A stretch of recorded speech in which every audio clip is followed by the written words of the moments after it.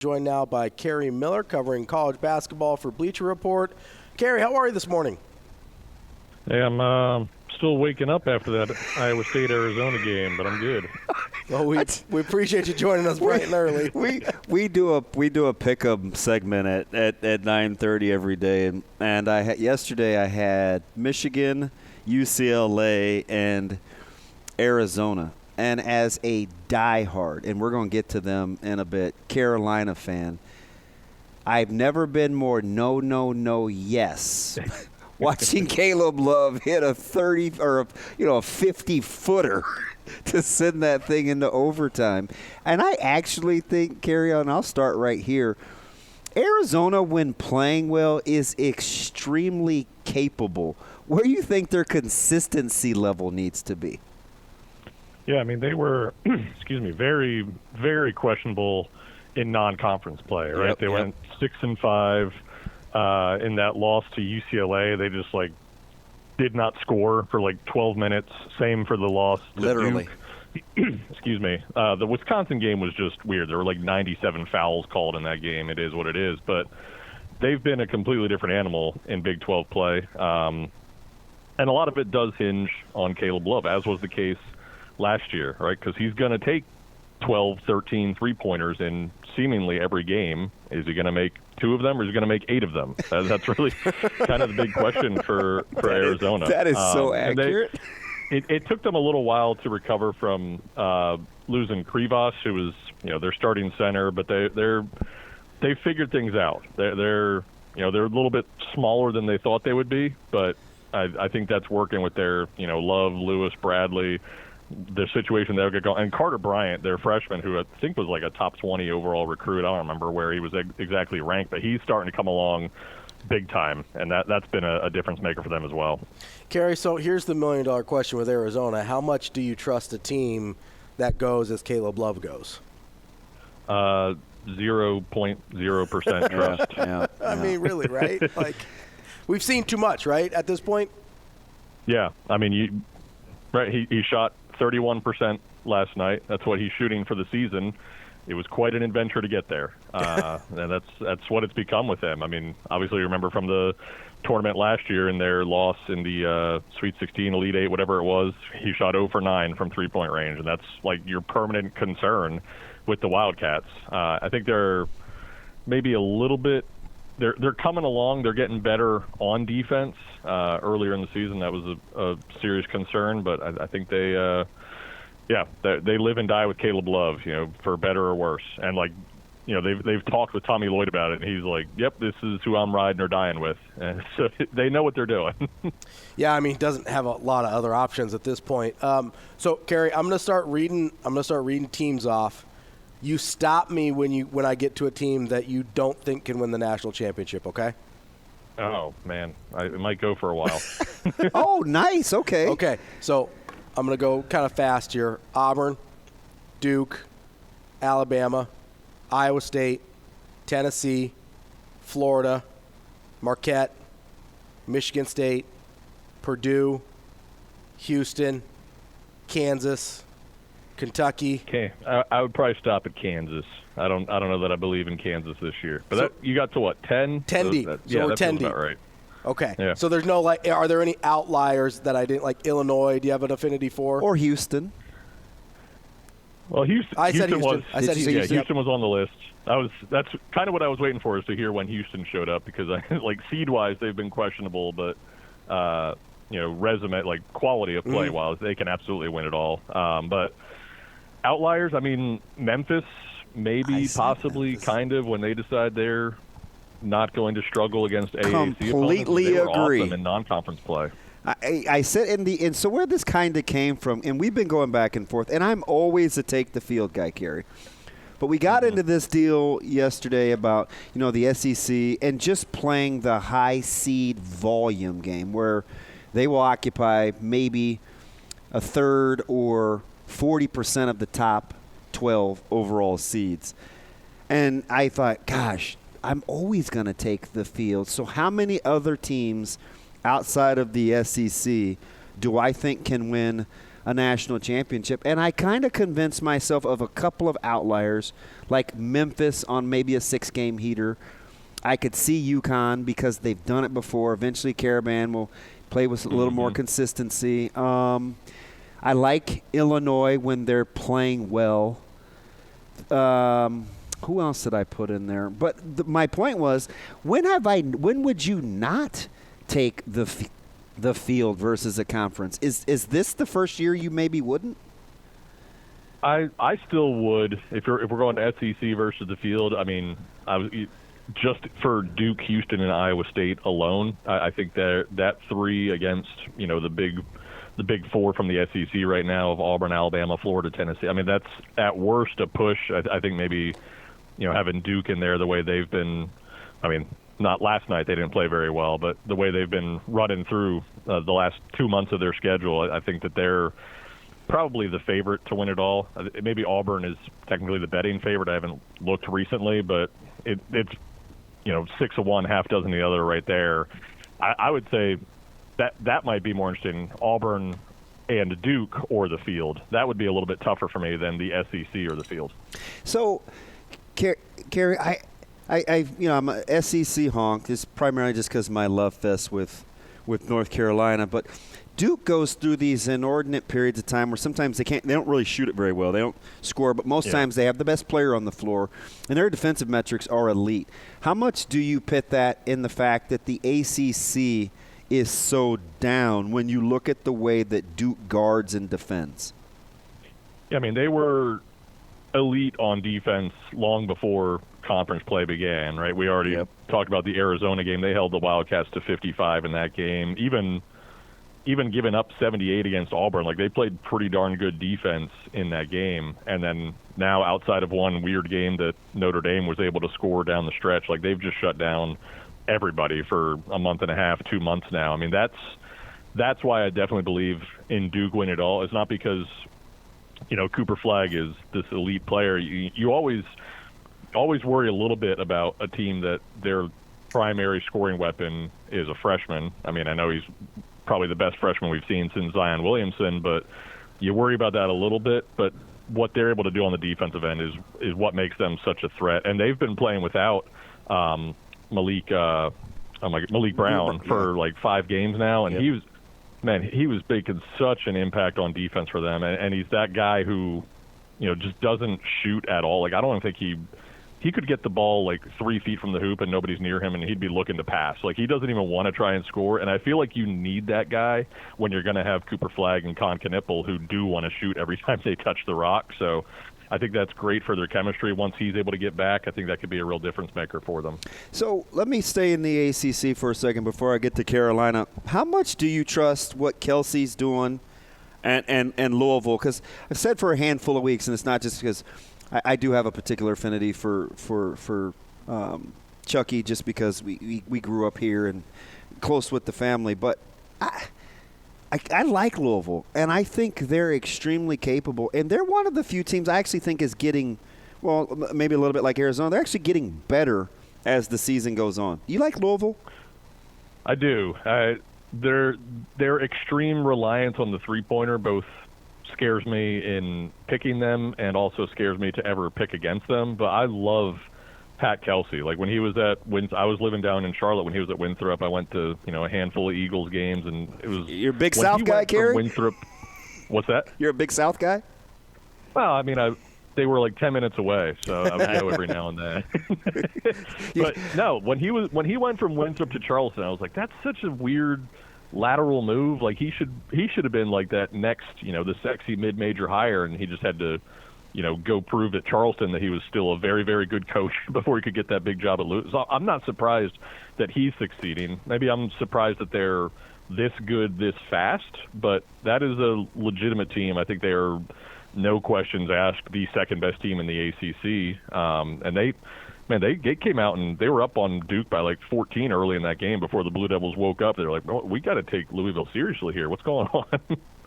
So, Kerry, I want to move over to the Big Ten here. Obviously, a lot of local interest with Nebraska, but I want to start at the top with Michigan State because I know what the record is. I know what the metrics look like. for some reason, I still don't love it. Can you help me figure out why I don't believe in Michigan State, or am I just out here in left field?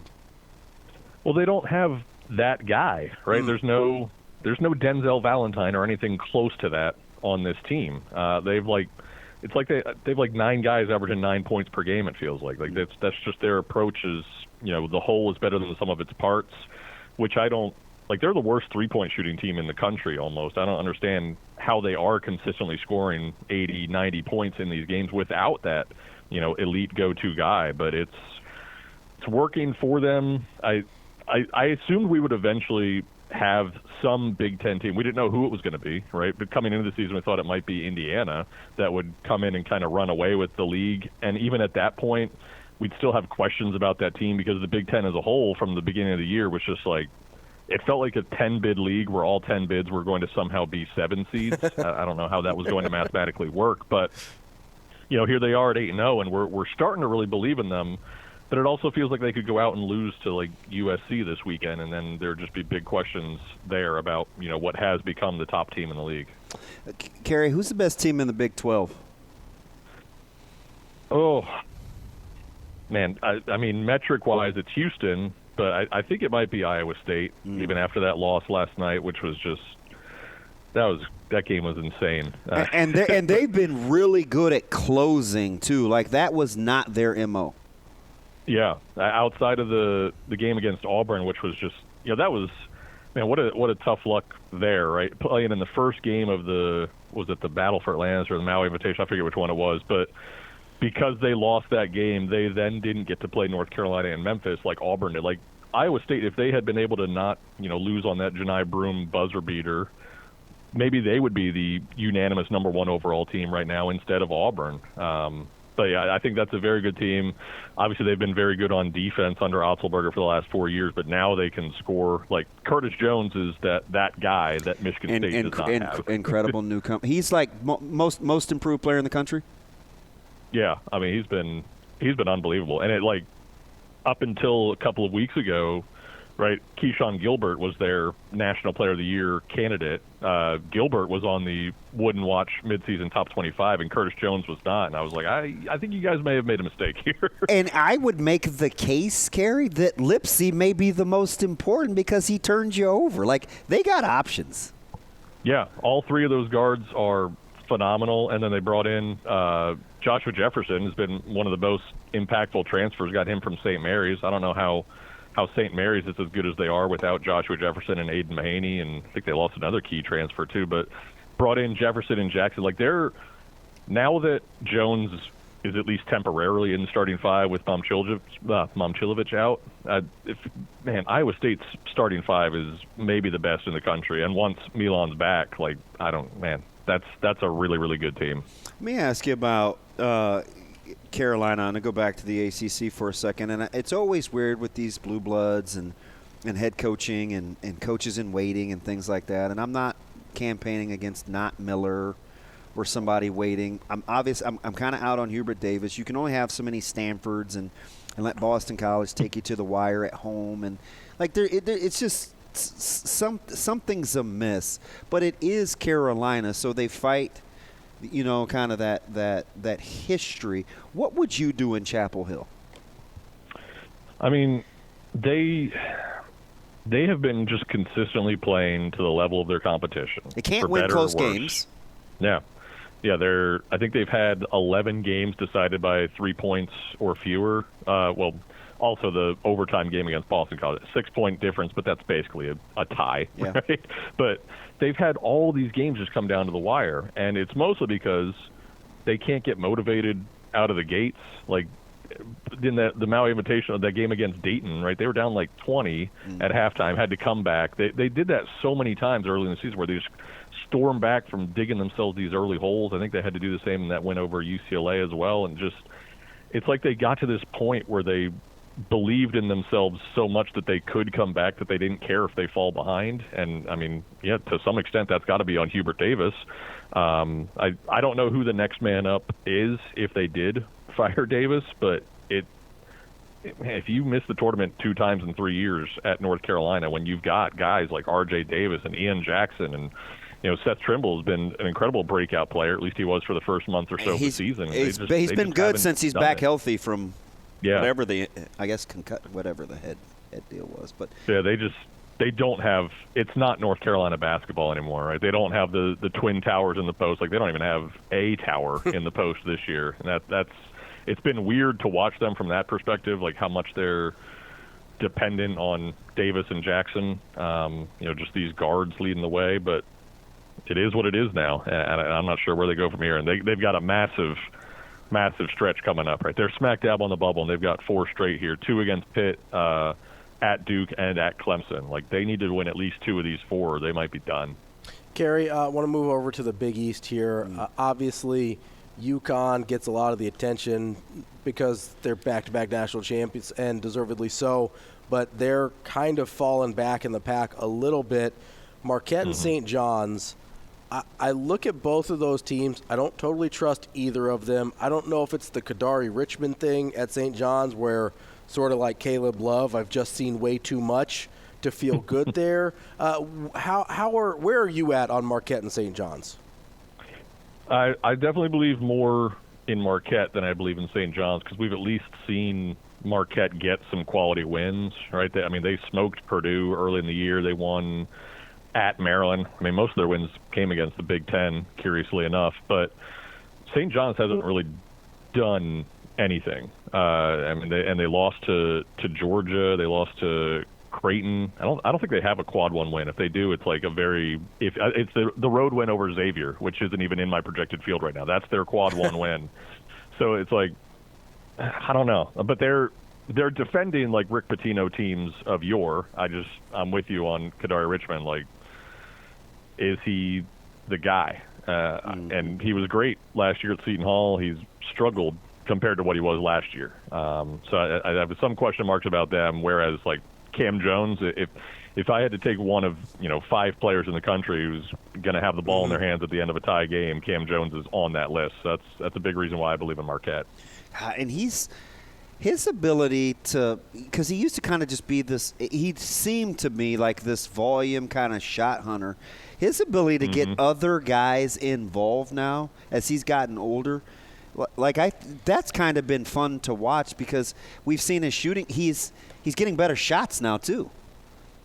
Yeah, he was, for Tyler Kolek, he was the guy who was posted up in the corner waiting for him to drive and dish, and now he's the one driving and dishing to guys like Chase Ross and David Joplin. But yeah, he had that when Kolek was out for 6 games toward the end of last year. Like, he got forced into that role and was like so good in it. I don't think we appreciated then what that meant for him moving forward. But yeah, he's one of the best assist rates in the nation, which is wild for a guy who basically was Caleb Love a year ago. Now there's going to be some guys obviously in the discussion like Jans and Otzenberger, and there are a lot of these coaches, even Kelsey that we mentioned. I think I can say this without logging onto the Homer Network, but what Creighton's been able to do without Pop, the injury, kind of revamping and restructuring what's had to happen in this lineup. If Creighton goes on a heater, which they're very capable of and they're in the process of, where would you put and we're kind of used to it now, especially late with Coach Mack, but this coaching performance has been nothing short of fantastic. Would you agree? Yeah, I thought Creighton was a mess early in the year. Like, I was all the way out on them during that Players Era Festival. Yeah. Yeah, it kind of a weird addition by subtraction thing with Pop Isaacs, right? Obviously they won that Kansas game because of him, but then he leaves and somehow they get better. It defies logic, but they've really been impressive lately. They were, even after that win over Kansas, I don't think I had them in my projected field. Then they lost to that blowout loss to Georgetown. I thought they were done. I thought that was the end for Creighton. And yeah, they've been, at least if your National Coach of the Year consideration is who's improved the most in the middle of the season, I think you could absolutely put McDermott near the top of that list. Kerry, as we got just a couple minutes left here with you, I do want to ask about kind of the overall strength of the Big East. You mentioned, you hadn't had Xavier in the field at certain points. I think the way I look at it is maybe a 4-bid league. Can they stretch it any more than that? I think they could get 5. Marquette, obviously, and St. John's certainly would be now. At some point, they need to get a quality win to prove they belong. But you're 17-3, you're going to be comfortably in. Creighton and Connecticut are both in, but they're in like the 8-9 seed range. And then Xavier is my 4th team out. Somewhere they're in the conversation now after the wins over Marquette and Connecticut, and now that they've learned how to win some close games after just giving them away at the end so regularly previously in the year. But that's probably it. Like, both Villanova and Georgetown have completely fallen off in the last few weeks. I mean, they could turn things around. There are definitely quality wins to be found, but I think it's, if you're setting the over-under 4.5, I'd probably take the under, but I wouldn't be surprised if the over hit. So talk to me about Georgetown a little bit, because that's a team that DB and I have fought about a lot this year. I was never totally sold on them. There was a point where he thought they were pretty good. And I think that also kind of, you mentioned that win they had over Creighton. I think that also informed how we felt about Creighton in that moment as well. What has happened with Georgetown where they got off to the good start and then once they got into conference play have really come back to earth? Well, for that ugly loss to DePaul, Thomas Sorber was out, and he's one of the 5 best freshmen in the country. He's been phenomenal for them in the paint.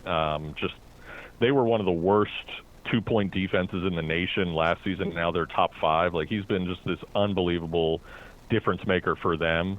So not having him for that game was catastrophic. And I think that's when he's operating at a high level, like they can be special.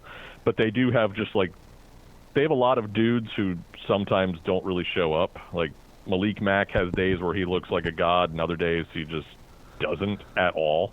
I think Micah Peavy is kind of the same way. I mean, he didn't show up in that DePaul game either, which is also why I don't think Jaden Epps was in that game. Like, it took a lot for Georgetown to lose that home game to DePaul. But Mack is weird. Sometimes it's like he guards himself. Yeah. You watch him, because I'm 100% with. Like, sometimes he looks elite. Like, oh my gosh, this guy's he can get to any spot he wants to. And then there's other times it's like, why would he do that? Yeah, he was. I remember last year, like I maybe watched him play at Harvard like once, but he was like consistently top 10 on like my freshman rankings. Like, he was incredible, just kind of out of nowhere. Like, this really good combo guard, and now he's just not the same guy, at least not consistently. There are days when he looks incredible, and I think Micah Peavy's the same way, especially on the defensive end. Like, I think he had 7 steals in that win over Creighton. Like, he was everywhere. So when those 3 are playing well together, Georgetown's dangerous. They just don't have much depth at all. So when one doesn't show up, it just lowers their ceiling drastically. That's Kerry Miller from Bleacher Report. Kerry, we appreciate it as always. Let's catch up again soon. Thanks, Kerry. You got it. Take care, guys.